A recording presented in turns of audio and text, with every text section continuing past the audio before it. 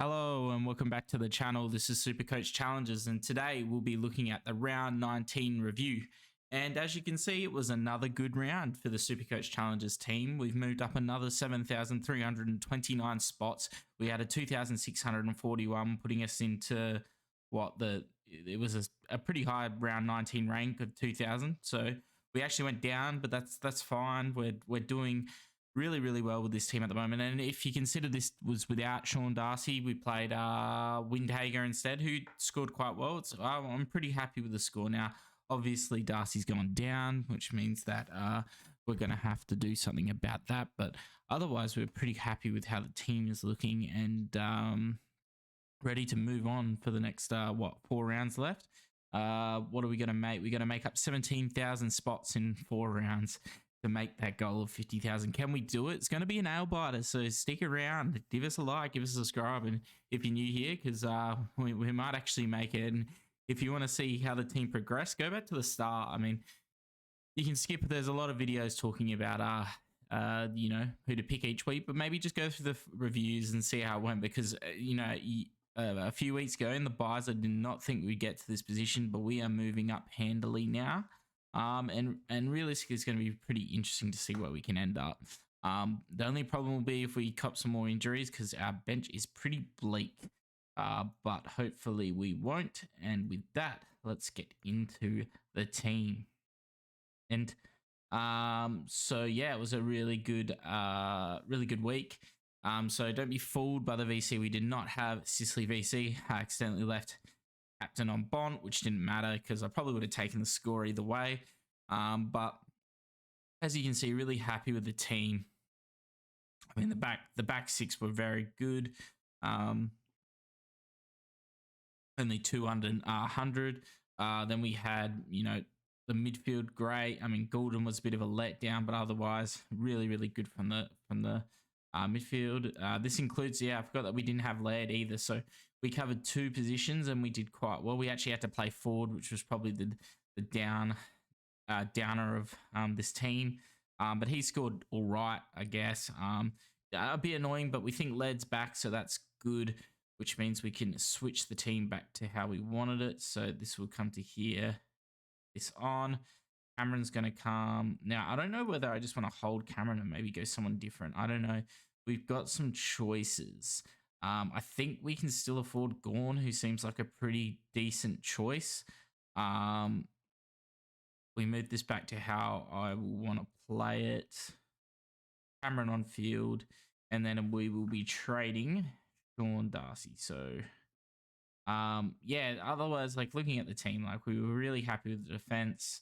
All of them scoring, other than 2, all of them over 90, I should say. Bont, Merritt, Neil doing great stuff. Libba, Brayshaw, and Jack Steele. What a man. He's really turned it around. And if you got on him in the past 2 rounds, you'd be very happy with his output. And he's still got a pretty easy run home now. In saying this as well, I'm kind of tempted to play Windhager because apparently he's got a bit of a backline role now.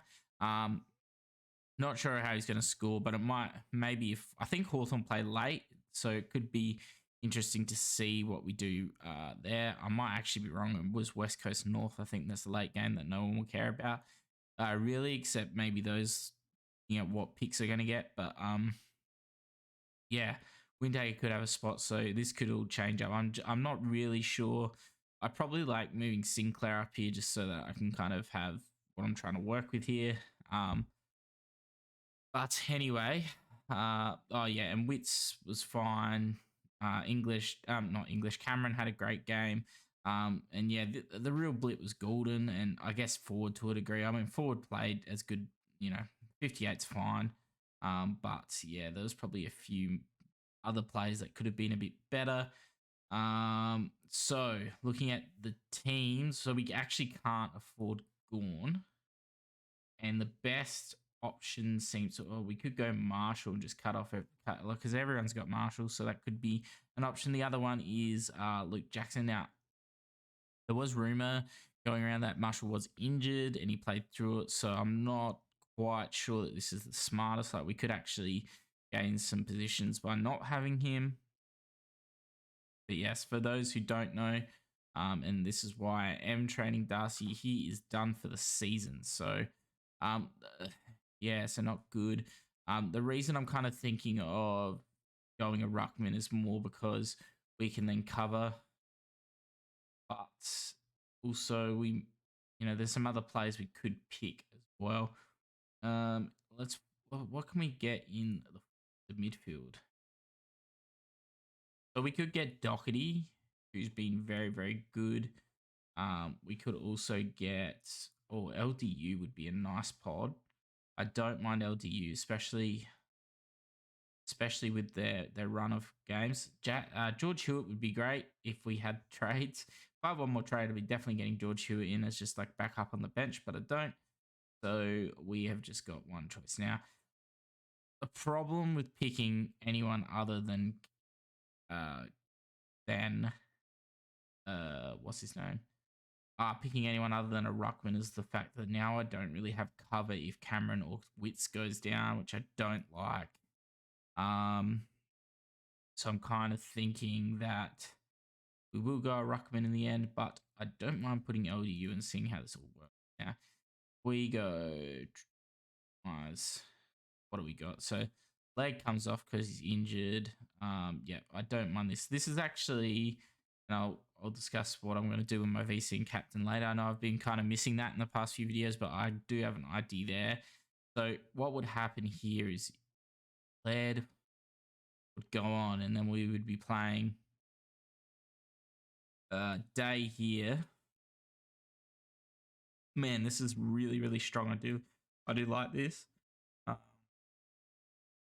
I think North actually have a really good run home. So they got West Coast, Melbourne's is at Tasmania, and then Essendon and Richmond Gold Coast. I loved that run home. It's one of the reasons I kept Sheasel in both this team and my other team, just because of how good that run home looks like being. Like you look at that 2664 projection, which is pretty good.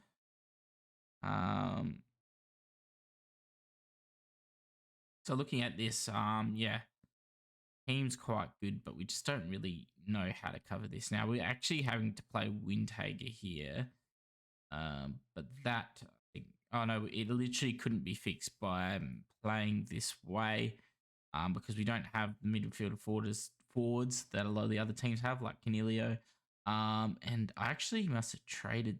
Oh no, I never got Dunkley. That was the issue because I couldn't afford him. So yeah, we don't have Dunkley either in this side. So that is also interesting. It was one of the reasons we kind of outscored a lot of teams last week because everyone was holding Dunkley. I don't really mind it as a anti-pod, but it looks like we won't be able to fit that man into the team. So what we're going to do is we're going to bring Windhager here. We're going to go. We're going to go Cameron on, and I'm thinking so that my thoughts are we either go Marshall or we go Jackson. Now Jackson has played really, really well. When Darcy hasn't been in the side. The run home of games isn't amazing. I mean, Geelong away isn't good, but they don't really have that much of a ruck presence. Gorn went 200 on OMAC, so that kind of shows. I actually thought OMAC's a pretty hard matchup, but it made me second guess when he got utterly destroyed by Gorn. West Coast obviously have no one port, have shown that they just get scored on at will.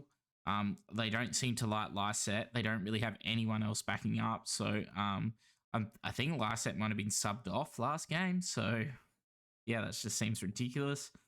And then Hawthorn have 3 rucks, none they're really set on.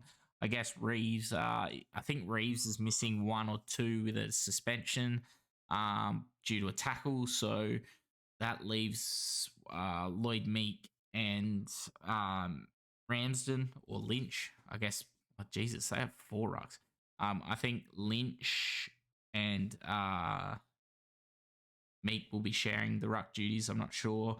Can't remember if either of them were playing, but yeah, I don't mind that. I want to hear more about Marshall before I make that decision. But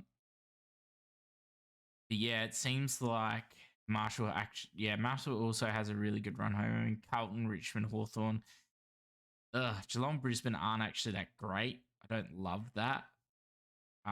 Especially Brisbane at the Gabba. I guess Geelong at Marvel isn't too bad. They got 4 games in a row at Marvel, which is nice. I think, I mean, going with everyone, you go with Marshall, you're 48% safety. Or you go, and a lot of teams aren't going to be able to trade out Marshall, or you go with Jackson, who's a little bit more unknown, but a lot lowly held. How many own Jackson? 6%. So if we look at the 2 games where, well, 3 games where Darcy didn't play was, yeah, round 13, 14, 15. Even I think maybe round 11, he went 100, 100, 100. Even, I mean, like this round 8 to 15 actually wasn't too bad. But as you can see, last time he played Geelong didn't score well. Now, was that because of Darcy? Probably. But I am warming up to Darcy a little bit. Not Darcy, to Jackson a little bit here as something different. And I think I might go that because I just feel like there might be a little bit less rock, issue with maybe a potential injury. Jackson's younger than Marshall, although Marshall is in his prime. Yeah, I just feel like you lose a bit of the issue of maybe a potential injury. And we've got the ruck swing, so Jackson could come on, and then we could swing Windhager. Laird should play this week. He's suggested already that as long as the swelling goes down, he will play this week, so that's good. And yeah, so we're pretty happy with that. Now, looking at choices for B, C, and C this week. So I actually totally forgot that we've got Dacos.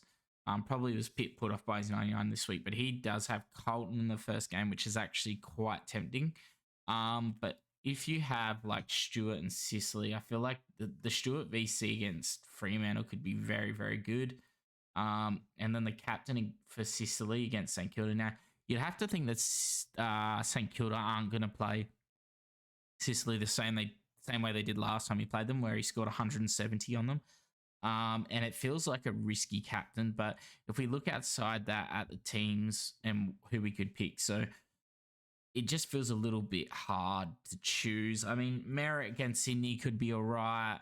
I guess Neil against Gold Coast, especially with Ashcroft sadly doing an ACL, which is really, really fattening because he was looking so good. He was looking like he could be the Dacos for the end of season of last year, but sadly he's got that injury. Because he's out now. It just feels like Neil could really pop off and go really big, getting back some of the easy possessions that were kind of taken away by Ashcroft. Gold Coast is a really nice matchup. Adelaide Port, I don't really like going anyone here. I know that Laird loves playing against him, and so does Dawson, to be honest. But it just feels like a risky one to be seeing on. And then Richmond, Melbourne, I actually really don't mind the Gawn choice. Nate's not playing again, so Gawn versus Soldo could be quite good. But they just feel like VC choices, not captain choices. It's not someone you want to put on your captain on and go, all right, they're safe. Like, I don't know. Gawn just doesn't seem to be there yet, and we don't know if Grundy gets chosen anyway. And I feel like Stewart against Fremantle, I just feel like it's just going to be easy kicks in for him to just sweep up. So I don't mind that. And yeah, probably outside of that, probably Neil. But you'd really have to be on it if you're going to go VC Stewart into Neil. I feel like they're not going to be as popular. I feel like the popular one's definitely going to be Dacos. So that's something to think about. If we have a look at it now, let's go to all coaches and let's go VC percentage. So people haven't really changed it yet. But it looks like Dacos is starting to firm. I mean, that's what, 23% of either C or VC'd for this week so far. I mean, Bont's there as well. Who the Bulldogs have? The Bulldogs have GWS. Actually, that's not too bad. Although their midfield's been playing quite well, to be honest. I hope Briggs towers up English. Fucking I just think English has had some very, like last week's score. I don't see how that scores more than what Gorn had, but anyway, that's neither here nor there. Uh, Otherwise, there's not really much interesting here. I think Dunkley's kind of interesting as a VC captain option, but he does tend to clean up against teams that aren't as good. So I guess that makes sense. Petrarca, yeah, Richmond, that's probably a good choice. I don't have Petrarca, so I didn't really think about it, but I think that Richmond don't really cover midfielders that well, so he could be a decent captain option. Again, going down. I mean, like, see, Stewart, 1.8%. I like a VC who is very different to what everyone else is picking, because if he goes huge, it's like just a big difference maker in your team. I feel like the other teams players like aren't so much. I guess Liver's pretty good as well, but he seems to be up and down a little bit. I mean, like 120 is probably not what you want. You want guys like Stewart. Like Stewart's got 200 potential if he really has a big game. So, yeah, that's all I really had to say about that. But anyway, with the 3-2-1 this week, I think it's pretty simply. I think I'm going to give the 3 to Steele, to be honest, because this 160 is crazy. I think he had like a 60 to 70 point last quarter, which we love. Sicily, I think, isn't going to get my 2 vote this week. And the reason why is because I'm pretty sure everyone knew that Sicily was going to go huge against Richmond. I'm really annoyed that Bond put up a 126, which is like you kind of can't not take.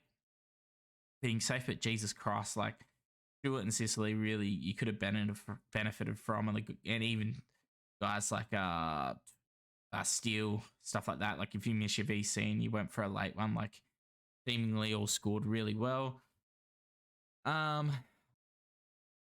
Windhager's probably going to play a loop here, so I'll probably give Windhager the 1. To be honest, I'm pretty happy with that 104. I feel like I'm probably being a bit harsh on Stewart. That was probably a pretty good score, again, especially against Brisbane. Actually, I'm going to give the 1 to Stewart. I think that was a really good score. I didn't expect a 150 from Stewart against Brisbane, so I'm really happy with that. But anyway, outside of that, I hope you've all enjoyed the video. Please give us a like or subscribe.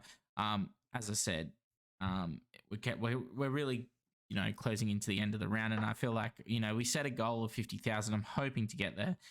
God forbid any more injuries, but hopefully we should be able to make it. I'm not 100% locked in on this Jackson one. I may swap it to Marshall just for safety and numbers, but we'll see what happens with that. But anyway, I'd like to say just thanks for watching. If you've stuck around this long, if you have any questions, leave them in the comments, and we'll see you in the next video. Cheers.